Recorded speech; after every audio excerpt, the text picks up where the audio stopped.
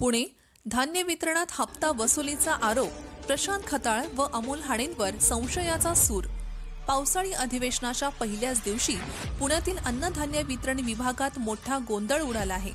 अन्नधान्य वितरण अधिकारी अतिरिक्त कार्यभार प्रशांत खताळ व परिमंडळ अधिकारी अमोल हाडे यांच्यावर थेट रेशनिंग दुकानदारांनी हप्ता वसुलीचे आरोप केल्याने खळबळ उडाली आहे। या प्रकरणी शहरात जोरदार चर्चा रंगली आहे। अधिकृत सूत्रांनुसार अमोल हाडे यांच्यावर यापूर्वीही अनेक तक्रारी झाल्या असून प्रशांत खताळ यांच्यावर आनंदाचा शिधा गहाळ केल्याचेही आरोप झाले होते।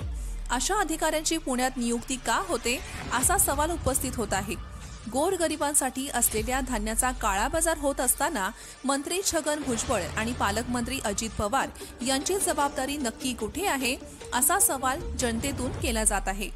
या संदर्भात पत्रकारांनी जिल्हाधिकारी जितेंद्र डुडी यांची भेट घेऊन कारवाईची मागणी केली आहे।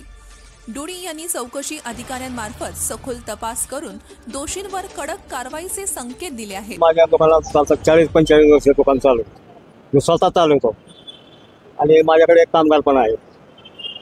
मी कुठल्याही लोकांना धान्य नाकारत नाही, 100% माझं वाटप असतं।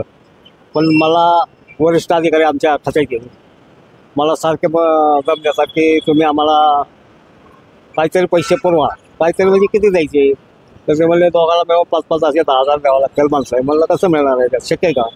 मी 100% माझ्या मशीनमधलं धान्य बाहेर निघतं आहे, मी कुठलं देणार? ते म्हणले तुम्ही देऊ नका लोकांना, आम्ही ते सांभाळून घेऊ तुमच्या तक्रारी आल्या तर। पण आम्हाला पैसे द्यायचे, हा आमच्याकडनं सुटका होणार नाही, तुमची पैसे द्यावाच लागते। मला नाही दिलं काय करणार, दुकान घालवू? मला घालवा, घालवलं तर बघू। मग वस्तीतले नागरिक जमले तिथं, वस्तीतल्या नागरिकने घेरावा केल्यावर मग हल्ले तिथं। नाहीतर ते मला सारखेच मला हे कर ते कर आमकं कर, तिथं जागा लोकांच्या पैसे नाही मागणी केली ते। पण हे तुझं खराब आहे, हे वाईट आहे, हे दरवाजा फुटलेला आहे, हे अशी कारणं काहीतरी मला सांगायची।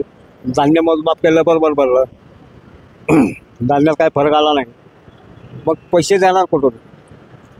तुमची मागणी मी मला 40-45 वर्षात याचाच प्रकार घडला असा, आणि मी काही देऊ शकत नाही। मी दुकानाचा राजीनामा देईन पण पैसे देणार नाही।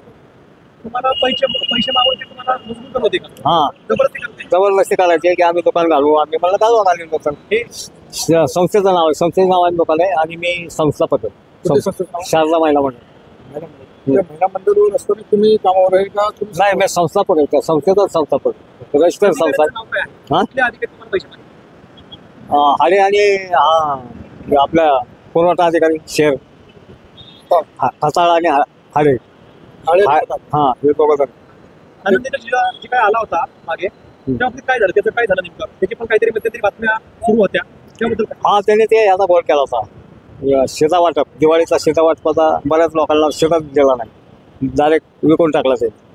आता आपली दुकानासाठी ते चौकशीसाठी ते लोक आले होते, ते कशासाठी आले होते किंवा डायरेक्ट असं आले होते? कोणाची तक्रार आली होती त्यासाठी ते आपली दुकान? नाही, मी पैसे देत नाही म्हणून म्हणले तुझी चौकशी करू आम्ही, म्हणलं करा तुम्हाला कधी करायची, आले असे डायरेक्ट असं का?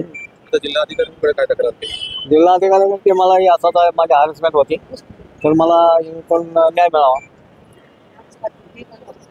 ते जे शिधा वाटपाचा जे काही प्रकार झाला होता, काही प्रकार, त्याच्यामध्ये कोण सामील होते? तो हाडे आणि खताळ हे दोघं सामील होते, आमच्या दोन जायचं। मागणी करताल तुम्ही? मी या अधिकाऱ्याला सस्पेंड करून बडतर्फ करण्यात यावं, कारण हे गोरगरिबाला धान्य मिळवून देत नाहीत, हे काळा बाजार करायला दुकानदाराला प्रोत्साहन देतात, आणि आम्ही आहे म्हणून तुम्ही काही करा पण आम्हाला पैसे द्या।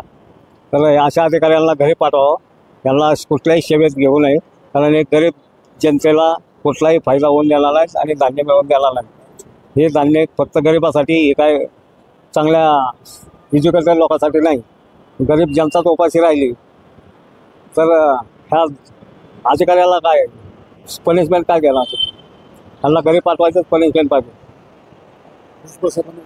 ही मी छगन भुजबळ साहेबांना विनंती करतो की हे असे अधिकारी, भ्रष्ट अधिकारी सेवेत ठेवू नयेत, कारण शासनाचं पण नाव खराब होत आहे आणि लोक पण धान्यापासून वंचित राहतात।